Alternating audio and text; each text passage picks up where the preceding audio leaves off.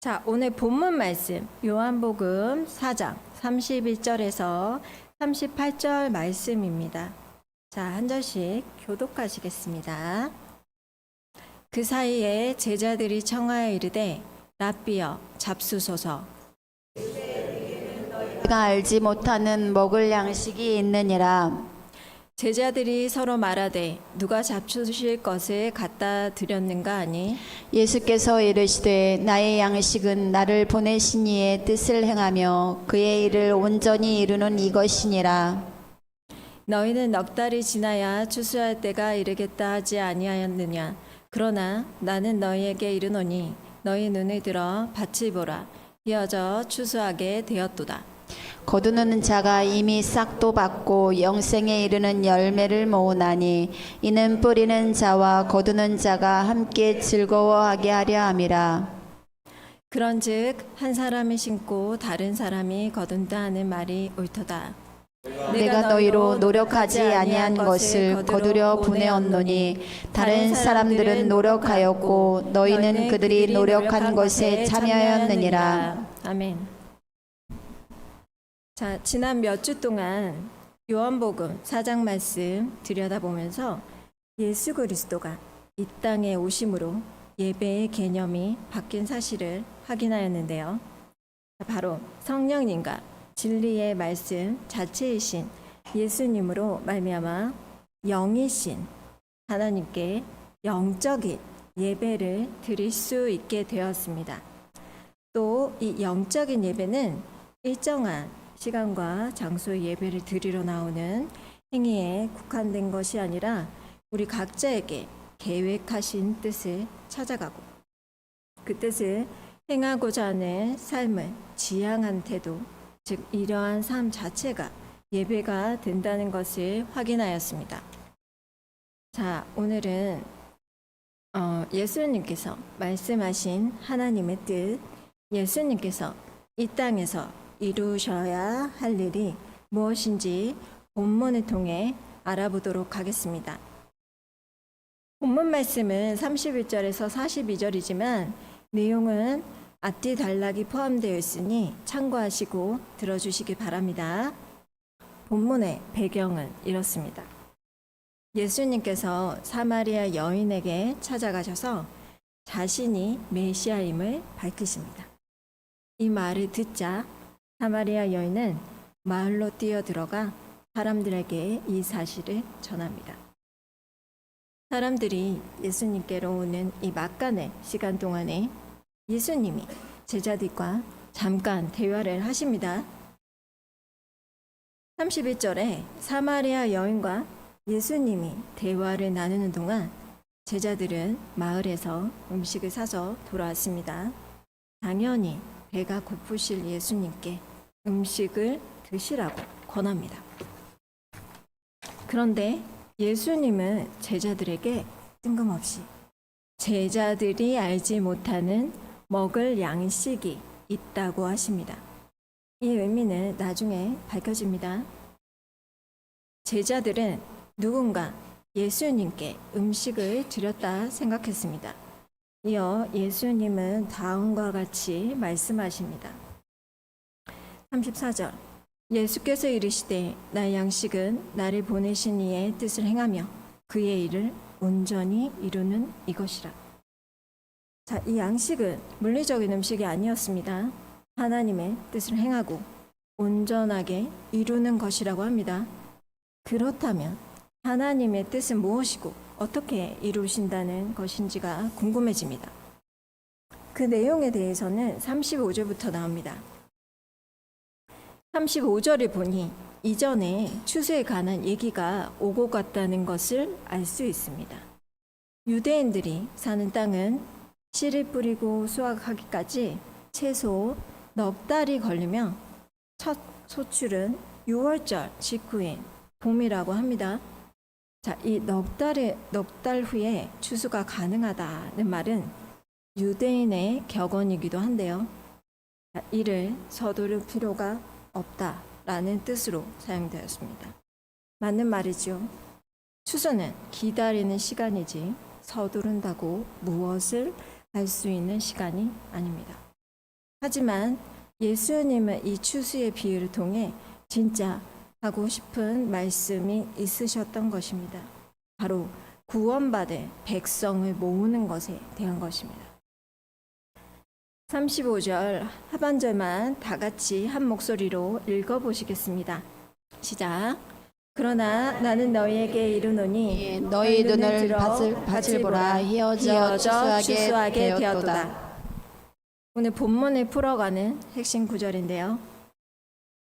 휘어져 추수하게 되었다라는 표현에서 성경은 알곡에 관심이 있습니다.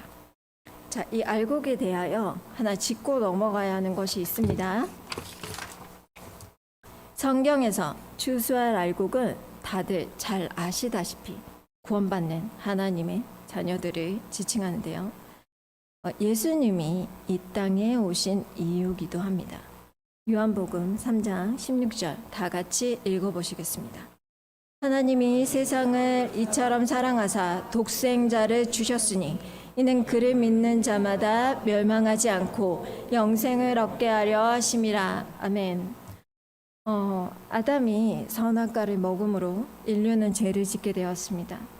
죄의 종국의 모습은 죽음, 즉 사망인데요. 자, 이렇게 죄에 물든 인류와 피조물의 결말은 죽음이었습니다. 하지만 예수님이 오셔서 새로운 국면을 맞이하였는데요. 생명 되신 예수님을 믿는 자는 구원을 얻게 되었다는 것입니다. 하지만 3장 19절 20절에서 세상은 정죄를 받습니다. 왜냐하면 죄에 물든 세상이 빛보다 어둠, 그러니까 죄를 짓는 것을 더 사랑해서 빛을 미워하고 거부하기 때문입니다. 이 엄청난 은혜의 구원을 받아들이지 않는 자들은 원래의 결말, 사망을 하게 되는데요. 이제 사망의 바다에서 구원을 받는 자들을 건져내시는 예수님이 보이시나요? 이렇게 예수님의 오심은 세상을 심판하는 데 목적이 있지 않습니다. 오히려 세상을 구원하는 데 그 목적이 있습니다. 이는 구원받을 백성인 알곡에 초점이 있다는 것입니다. 자, 이제 본문으로 돌아가서 지금 알곡이 다 익은 밭을 한번 상상해 보시기 바랍니다. 35절은 영적인 눈으로 보았을 때 현재 인류의 상황을 얘기하신 것입니다. 더 구체적으로 예수님의 눈에는 예수님이 증언하시는 아버지의 말씀을 받아들임으로 말미암아 영생을 얻는 수많은 자녀들이 서 있습니다. 이는 이미 이사야 때부터 메시아가 예고되고 이후 많은 사람들로부터 전파되어 온 상황에서 그 결과물로 볼 수 있을 것 같습니다. 다음 36절 거두는 자가 이미 삭도 받고라고 되어 있는데요. 이는 35절의 상황 때문입니다. 영생을 얻는 자들이 이미 준비되어 있으므로 확실하게 거둘 것을 의미합니다. 우리의 현실에서는 거두는 자가 반드시 삭을 받는다는 보장이 없습니다. 한 어선의 선장이 있습니다. 이 선장은 만선을 꿈꾸며 많은 인부들과 함께 그물을 띄웁니다. 하지만 반드시 고기를 잡으리라는 보장이 없습니다. 기대 이하의 어획량이라면 인부들은 약속된 품삯을 받지 못하는 경우가 허다합니다. 하지만 오늘 본문에서는 열매가 확실하게 준비되어 있으니 이미 삭을 받은 셈입니다. 이제 거두는 자들의 즐거움이 느껴지시나요? 자, 이어 뿌리는 자와 거두는 자가 함께 즐거워하려 함이라. 자, 이는 뿌리는 자에게도 해당이 됩니다. 농사를 지을 때 씨를 뿌리면서 확실하게 열매를 거두어 드릴 수 있을 거라 장담하며 씨를 뿌리는 농부가 있을까요? 나무에 꽃이 피어 있는 시기에 혹 예기치 못한 한파로 꽃이 얼어버리기라도 한다면 그의 많은 수출을 기대하기가 어려운 게 일반적입니다. 하지만 뿌리는 자도 이미 씨를 뿌릴 때 이 영적 추수기의 풍광을 보았을 것입니다. 여기서 뿌리는 자는 누구일까요?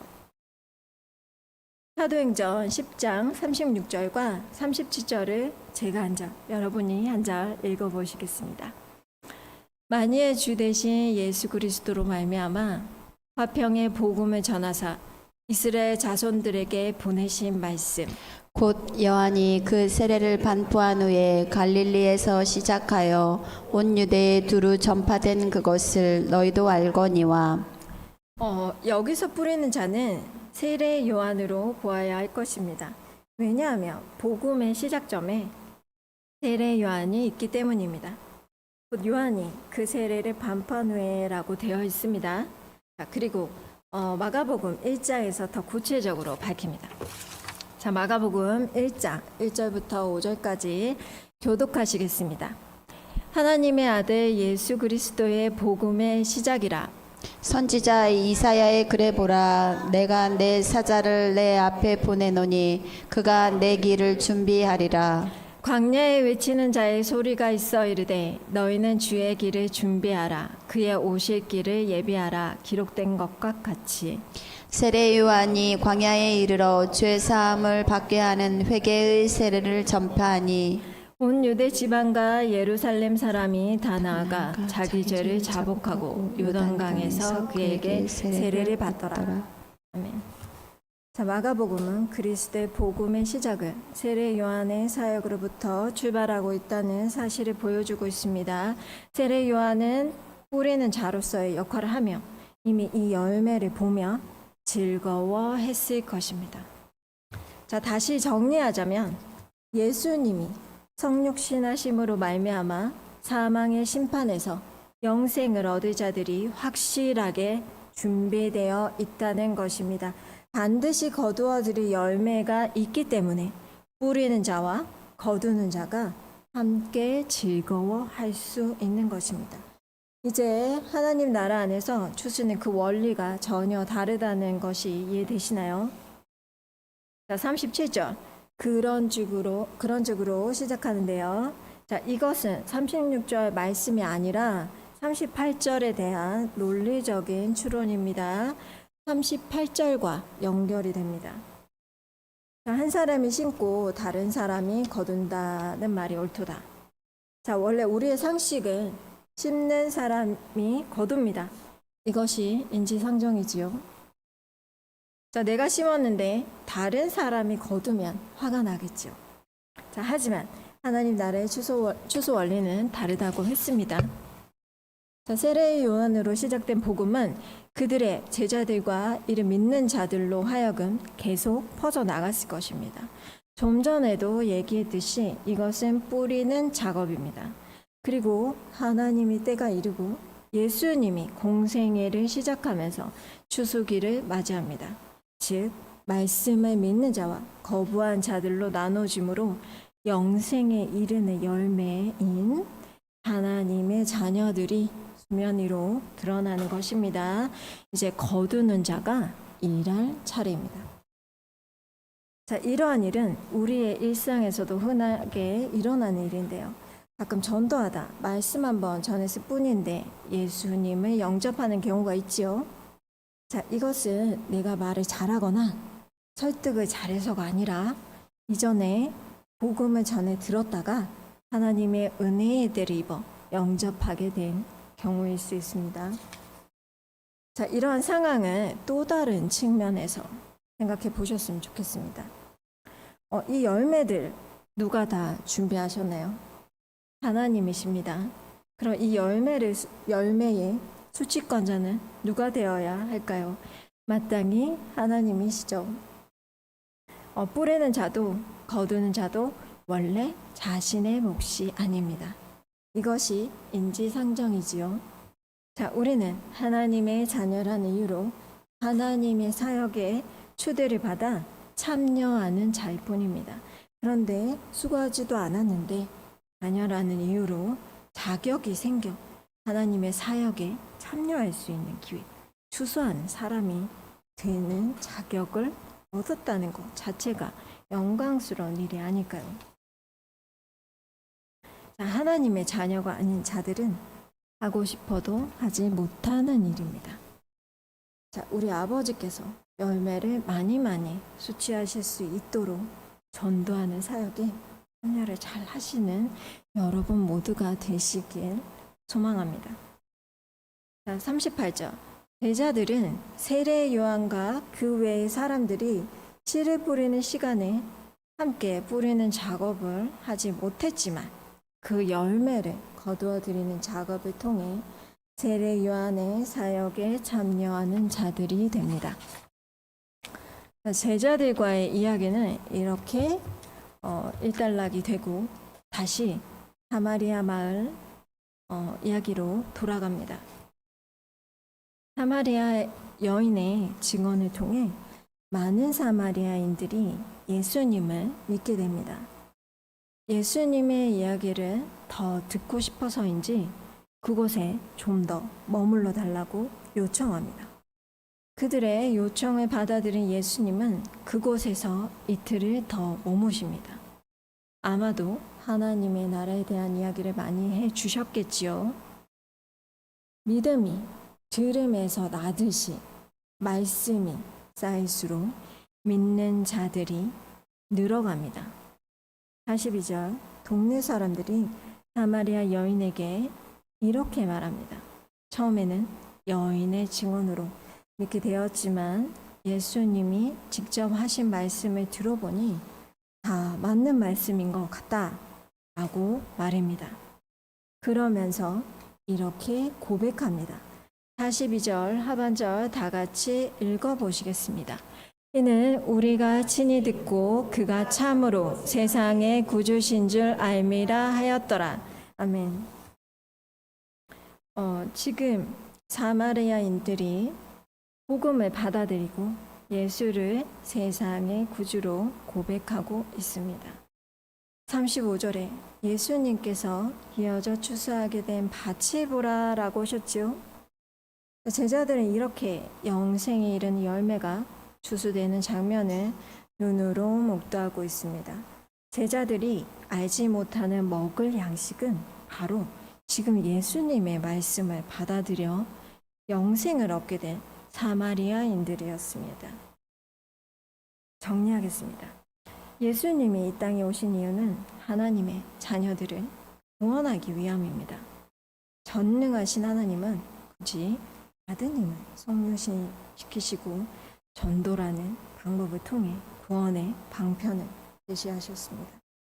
예수님의 행하실 일들은 바로 복음을 전하는 것이고 그리고 제자들에게 예수님의 사역을 맡기십니다. 이 사역은 우리에게 맡긴 사역이기도 하죠. 앞서 얘기한 것처럼 추수하는 사람들의 의무를 성실하게 수행함으로 하나님께 많이 열매를 수취하실 수 있도록 애쓰는 여러분 모두가 되시길 소망합니다. 자, 기도하겠습니다. 오늘 예수님께서 이루셔야 했던 하나님의 뜻이 복음을 전하는 일이었음을 확인하였습니다. 우리가 이미 얻은 아름다운 복음의 소식을 때를 얻든 때를 얻지 못하든 전하게 하시고 무엇보다 저희의 삶 속에서 이 복음의 모양이 어떠한지 경험하고 체험하게 하시어 누리게 하시고 그러므로 말미암아 복음을 기뻐하며 살아가는 저희 모두가 되게 하여 주시옵소서. 예수 그리스도 이름으로 기도드립니다. 아멘.